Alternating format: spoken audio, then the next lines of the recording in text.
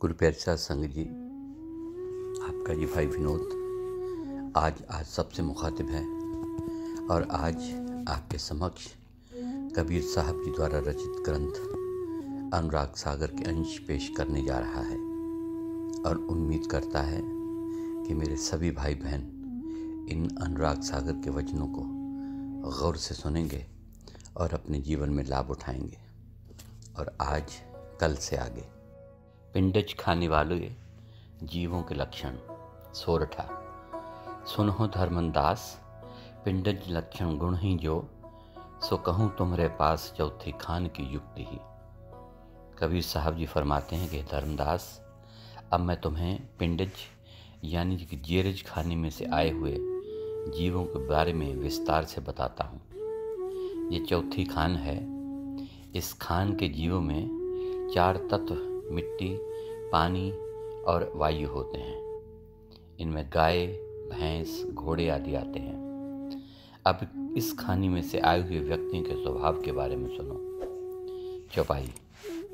तीर्थ और पुण्य योग समाधा, गुरु के चरणन चित बल माधा, वेद पुराण कथे बहु ज्ञाना, सभा बैठ बातें बलिठाना। हे धर्मदास, ऐसे व्यक्ति तीर्थों में स्नान, पुण्य कर्म और योगाभ्यास के द्वारा समाधि लगाने पर जोर देते हैं। लोगों को गुरु और परमात्मा के चरणों में बांधने का यत्न करते हैं और लोगों को समझाते हैं कि सबसे उत्तम आपका गुरु ही है। उनके विचार में बिना गुरु के परमात्मा से मिलना बहुत मुश्किल है। सो हे धर्मदास, ऐसे व्यक्ति वेदों का प्रचार करने की बातें करेंगे और उनको परमात्मा से मिलने का रास्ता भी बताएंगे। बुरी बातें और बुरी संगत करना उनको अच्छा नहीं लगेगा। राजयोग कामन सुख माना, मन शंका कभू नहीं आना। धन संपत्ति सुख बहुत सुहाई, सहज सुपेद पलंग बिछाई। आगे कबीर साहब जी फरमाते हैं कि हे धर्मदास, ऐसे व्यक्तियों में एक बात की कमजोरी होगी कि जो तत्वों पर निर्भर है। अगर इनमें पानी का तत्व अधिक होगा तो ये कामी होंगे, वे चाहे महात्मा हो या संत। ये कमजोरी उनमें होगी, उनके मन में कोई शंका नहीं होगी। ऐसे व्यक्ति को धन संपत्ति से प्यार होगा। पलंग पर सफ़ेद चादर बिछाएंगे और सफ़ेद ही सफ़ेद कपड़े पहनेंगे। उत्तम भोजन बहुत सुहाई, लौंग सुपारी बीरा खाई। खर्चे दाम पुण्य मह सोई, हृदय सुध ताकर पुण्य होई। ऐसे व्यक्ति रूखा सूखा भोजन पसंद नहीं करते। वे बढ़िया से बढ़िया भोजन खाएंगे। लौंग सुपारी तथा बीड़ा आदि का भी प्रयोग करेंगे, यानी कि पान भी खाएंगे। सो हे धर्मदास, ऐसे व्यक्ति दान और पुण्य पर बहुत खर्च करेंगे। दान पुण्य द्वारा अपने हृदय को शुद्ध करने का यत्न करेंगे। उनके मन में विश्वास होगा कि ऐसा करके वे उत्तम काम कर रहे हैं। चक्षु तेज ताकर पुण्य जानी, पराक्रम देह बल ठानी। देखो खड्ग सदा तोहे हाथा, देख प्रतिमा नामे माथा। ऐसे व्यक्तियों की आंखें बहुत तेज होती हैं। वे जीवों पर दया और उपकार करेंगे। वे अपने पास तलवार भी रखेंगे। अपने प्यारे मालिक भगवान को देखकर शीश भी निभाएंगे। छंद। बहुत लीन अधीन धर्मन, ताहि जीव कहाँ जाने हो। सतगुरु चरण निस्दन गहे, सत्य शब्द निश्चय माने हो। एक एक बिलोय धर्मन, कहूँ सत्य मैं तोहे सो। 4 खान लक्षण भाख्यों, सुनो आगे मोहे सो। कबीर साहब जी आगे धर्मदास को कहते हैं कि हे धर्मदास, जेरज या पिंडज खानी में से आने वाले व्यक्ति अपने आप को बहुत दीन और छोटा समझते हैं। मेरी बात को निश्चय करके मान लो कि ऐसे व्यक्तियों का ध्यान संतों के शब्द में लगेगा। कबीर साहब जी कहते हैं कि मैंने तुम्हें 4 खानियों का हाल विस्तार से बता दिया है और तुमने भी बड़े प्यार से सुना है। अकाल मृत्यु के बाद मिलने वाली योनि। सोरठा। छूटे नर की देह, जन्म धरे फिर आए के। ताको कहूँ संदेह, धर्मदास सुन चित्त दे। अब कबीर साहब धर्मदास को समझाते हैं कि अगर इंसान मरने के बाद फिर इंसान की योनि में आए तो उसका जीवन कैसा होगा। सो हे धर्मदास, मैं तुम्हारी इस शंका का निवारण करता हूँ और इसे चित्त लगाकर सुनो। धर्मदास वचन। चौपाई। हे स्वामी, एक संशय आई, सोपन मोह कहो समझाई। 84 योनन भरमावे, तब मानस की देही पावे। यह विधि मोसन कहो बुझाई, अब कैसे यह संध लगाई। अब धर्मदास ने सारी बातें सुनकर कबीर साहब से कहा कि आपने सृष्टि का सारा ब्यौरा तो मुझे बता दिया, परंतु फिर भी मेरे मन में एक शंका पैदा हुई है। कृपा करके इसे भी दूर करें।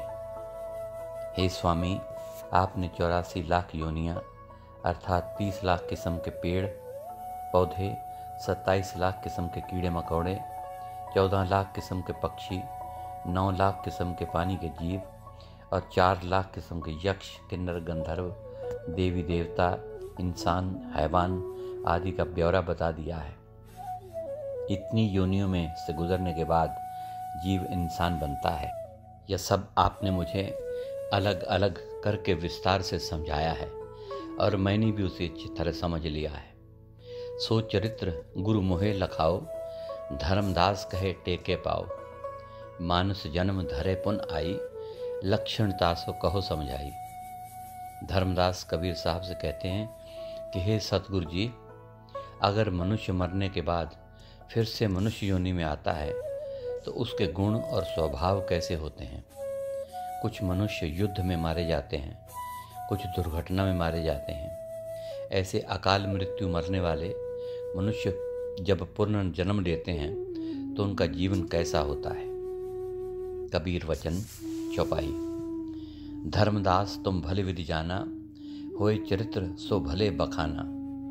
आए लच्छत जो नर मर जाई, जन्म धरे मानस को आई।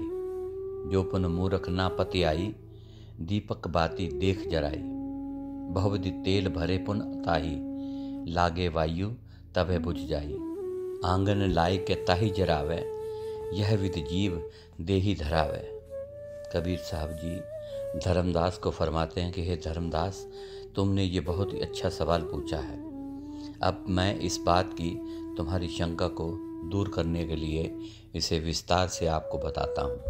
कबीर साहब जी फरमाते हैं कि जब किसी मनुष्य की अकाल मृत्यु हो जाती है तो बाकी उम्र पूरी करने के लिए उसे फिर से मनुष्य जन्म मिलता है। हे धर्मदास, इस भेद को अज्ञानी लोग समझ नहीं सकते, क्योंकि यह राज अंदर जाकर पता चलता है। जैसे तेल से भरा हुआ दीपक यदि हवा के झोंके से बुझ जाए तो जलाने पर वह फिर से रोशन हो जाता है। उसी प्रकार अकाल मृत्यु को प्राप्त हुआ मनुष्य फिर से मनुष्य बनकर जन्म लेता है। इस प्रकार अगला मनुष्य जन्म पाकर वह मनुष्य पिछले जन्म की बची हुई बाकी उम्र को भोगता है। पिछले जन्म के जो श्वास बाकी बचे हुए होते हैं उन्हें पूरा करता है। कबीर साहब जी फरमाते हैं कि ताको लक्षण सुनो सो जाना, तुम सो गोय न राखूं ज्ञाना।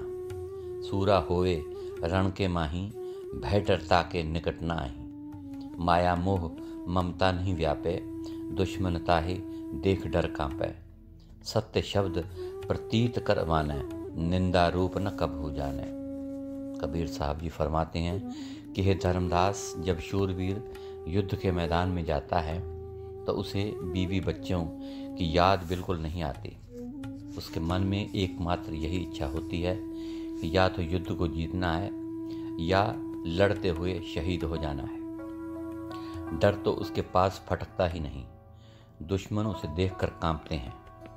वह शूरवीर केवल अपने कमांडर के हुक्म को मानता है। हुक्म के अलावा उसे किसी बात की परवाह नहीं होती। यदि कमांडर कहता है कि गोली चलाओ तो वह चला देता है, और यदि कमांडर हथियार फेंकने के लिए कहता है तो वह हथियार फेंक देता है।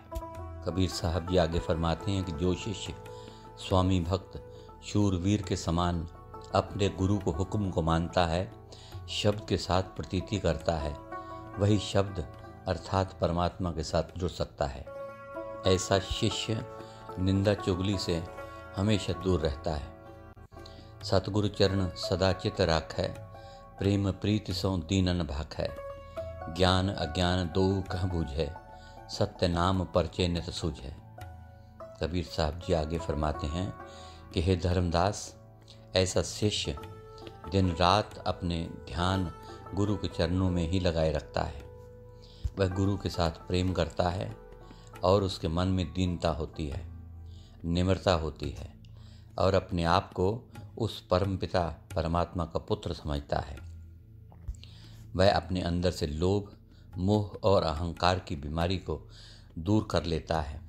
उसे सतगुरु के साथ प्रेम होता है और उस पर पूरा भरोसा होता है। ऐसे शिष्य को सच झूठ, ज्ञान अज्ञान और अच्छे बुरे की अच्छी तरह पहचान हो जाती है। वह अपने जीवन की डोर सतगुरु के हाथ में सौंप देता है, क्योंकि वह उसकी रहमत से असलियत को जान चुका होता है। हे धर्मदास, ये सब बातें तब हो सकती हैं जब शिष्य ने पूरे गुरु से नाम लिया हो और नाम की कमाई करके गुरु के स्वरूप को अपने अंदर प्रकट कर लिया हो। ऐसा शिष्य ही असल में सफल शिष्य है। छंद। जन्म जन्म को मैल छुटे, पुरुष शब्द जो पावही।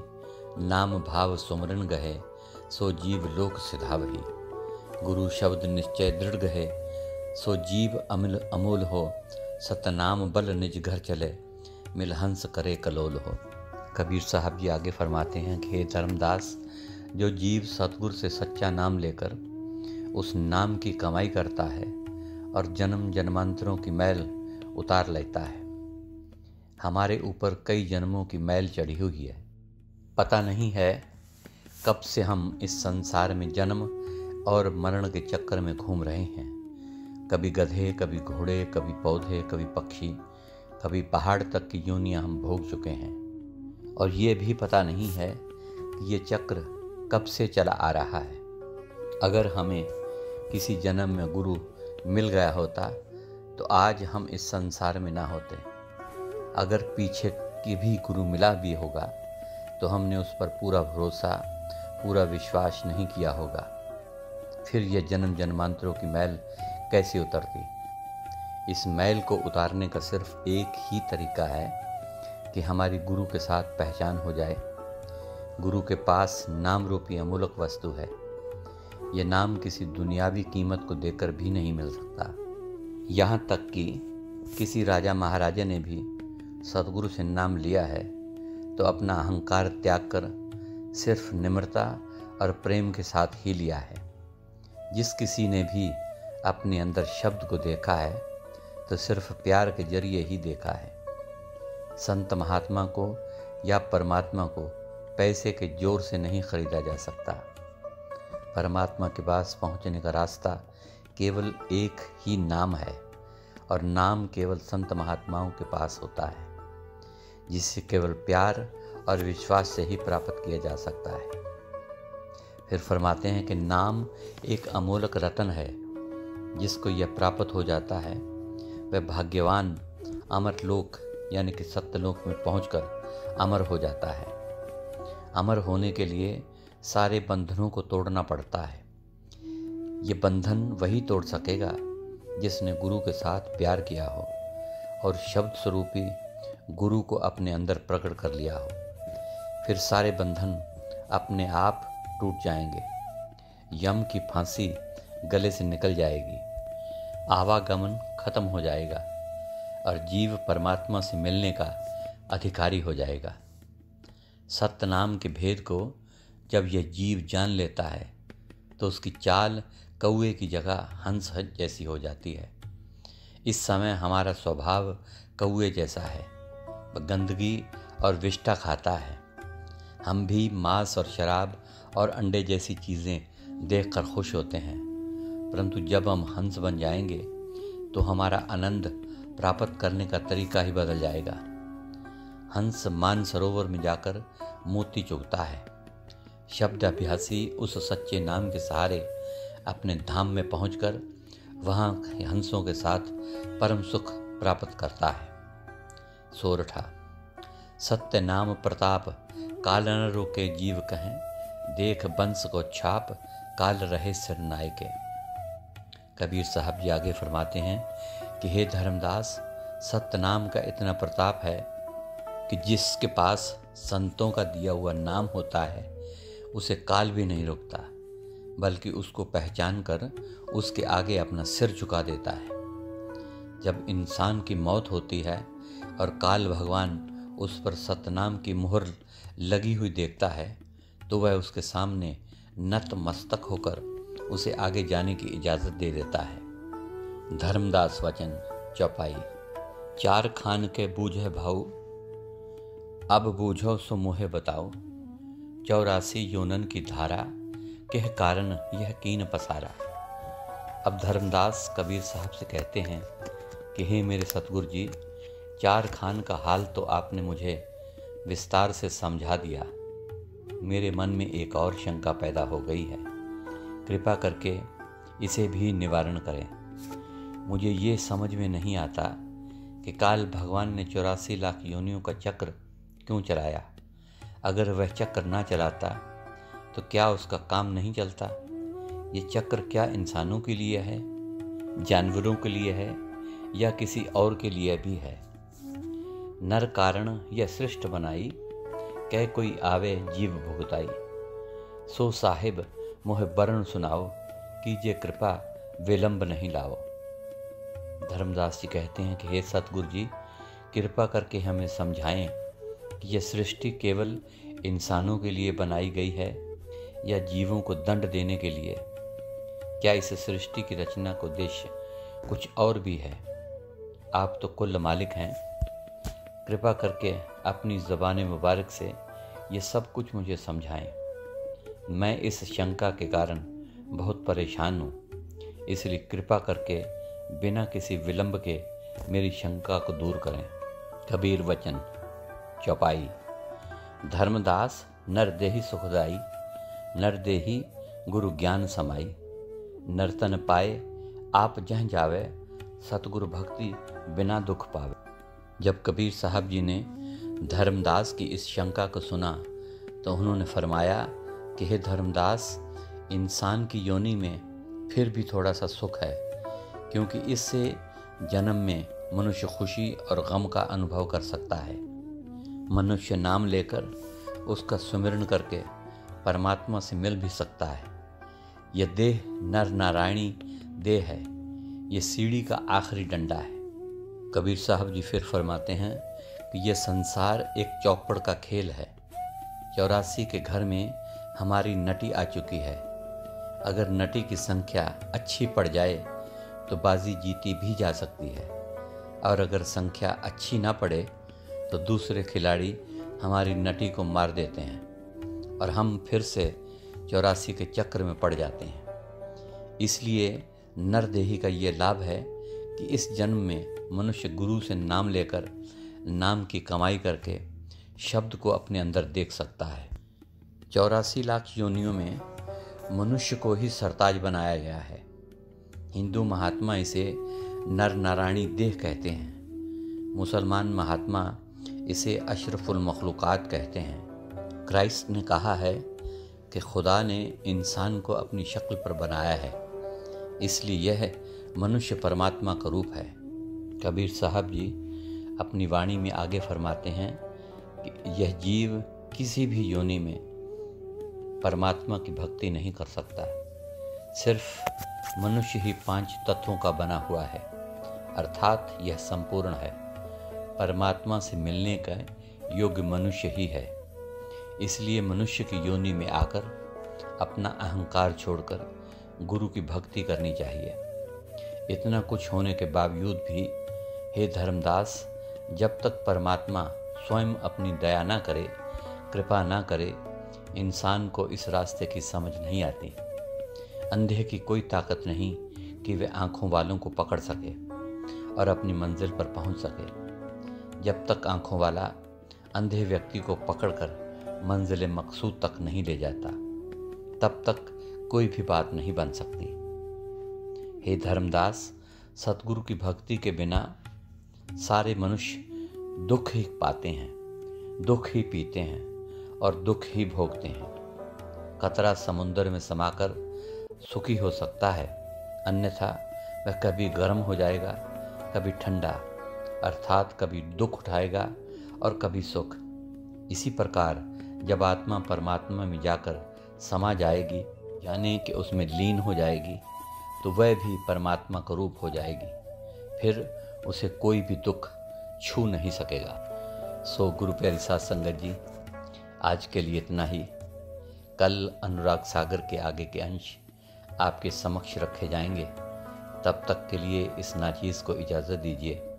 और आखिर में मेरी तरफ से आप सभी भाई बहनों को प्यार भरी धन धन सतगुरु तेरा ही आसरा, हाजिर नाजर जिंदा राम तेरा ही आसरा अर्ज है।